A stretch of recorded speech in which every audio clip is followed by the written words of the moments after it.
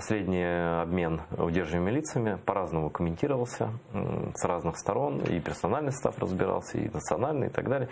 Естественно, все крымские татары и многие некрымские татары обратили внимание, что вот в первом обмене, который удачно провел Владимир Зеленский, был все-таки один крымский татарин, Эдем Бекиров освобожден.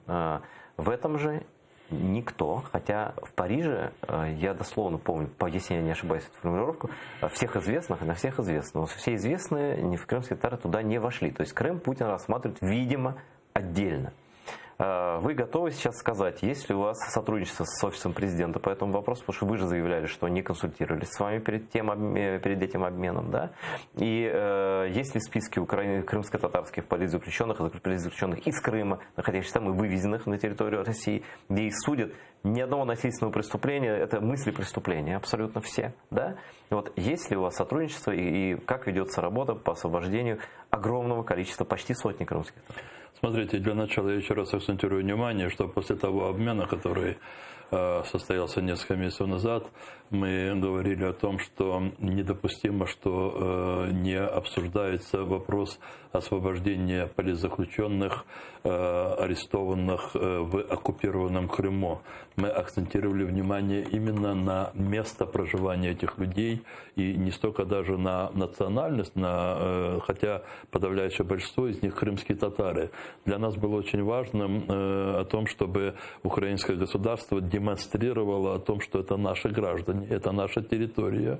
И исключение из переговоров Крыма, наоборот, усиливало как бы позиции Российской Федерации и давало им как бы моральное право не нам, а другим в Европе, в других странах говорить, видите, украинцы... Ну, типа они молча признают вроде, они молча, да, по факту, по умолчанию, да. И тогда я действительно отметил о том, что с нами не было консультаций. И хочу заметить, что сейчас у нас полное взаимодействие с теми людьми, которые занимаются подготовкой, по крайней мере, ведут переговоры по следующему этапу. Да. И уже несколько дней мы рассматриваем все фамилии, всех политзаключенных и тех, кто на территории России был арестован по разным поводам.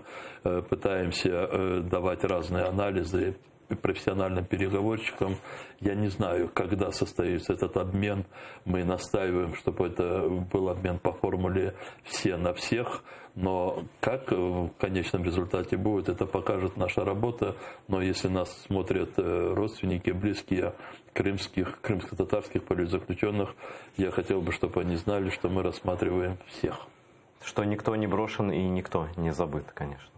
И мы всех пофамильно знаем, и публикуем списки, и Меджлис царского народа, и наши люди, которые работают в офисе уполномоченного по правам человека, в частности, Элеонора Бекирова. Да, очень большое количество людей в это вовлечены, в том числе и Меджлис крымско-татарского народа. По крайней мере, мы последние выверяем эти списки, чтобы никого не оставить за их пределами.